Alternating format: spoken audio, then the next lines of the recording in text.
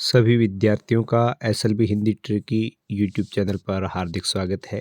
प्रिय विद्यार्थियों, आज के इस वीडियो में हम पढ़ेंगे कक्षा 12 अंतरा पाठ्य पुस्तक के पद्य भाग के कुछ महत्वपूर्ण प्रश्न।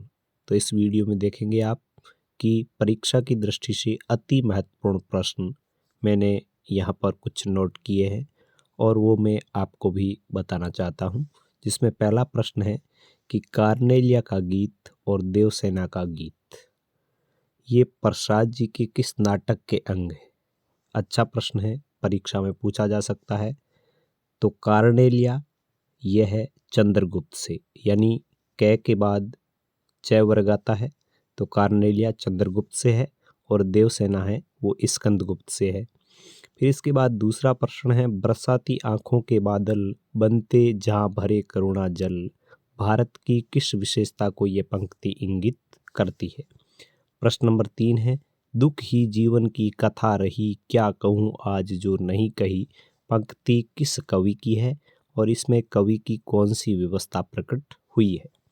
प्रश्न नंबर 4, एक बूंद सहसा उछली, इस कविता में बूंद और समुद्र किसके प्रतीक है?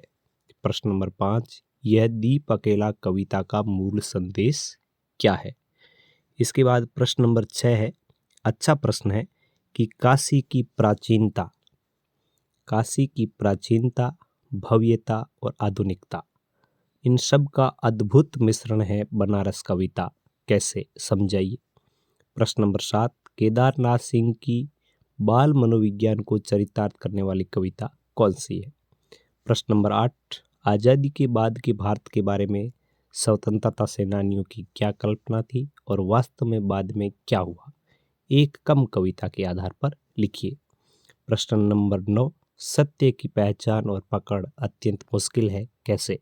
सत्य कविता के आधार पर लिखिए।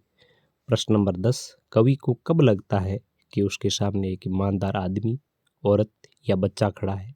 एक कम कविता के अनुसार लिखिए।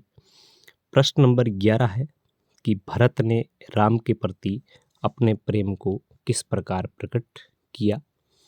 प्रश्न नंबर 12, राम के वनगमन के बाद माता कौशल्या की क्या मनोदशा हुई? प्रश्न नंबर 13, एक पंक्ति है विद्यापति की, से प्रीत अनुराग बखानी तिल तिल नूतन हुई, इसका भावार्थ लिखिए। प्रश्न नंबर 14, कवि केशव ने माँ सरस्वती की उदारता और वैभव का गुणगान किस प्रकार किया? और प्रश्न नंबर 15, कवि केशवदास अथवा निराला का साहित्य परिचय लिखिए। तो प्रिय विद्यार्थियों, ये थे 15 प्रश्न। इन 15 प्रश्नों में से आप कितने प्रश्नों के जवाब दे सकते हैं, मुझे कमेंट बॉक्स में ज़रूर बताएं और ये प्रश्नों का स्तर आपको कैसा लगा, इसके बारे में भी ज़रूर बताएं। धन्यवाद।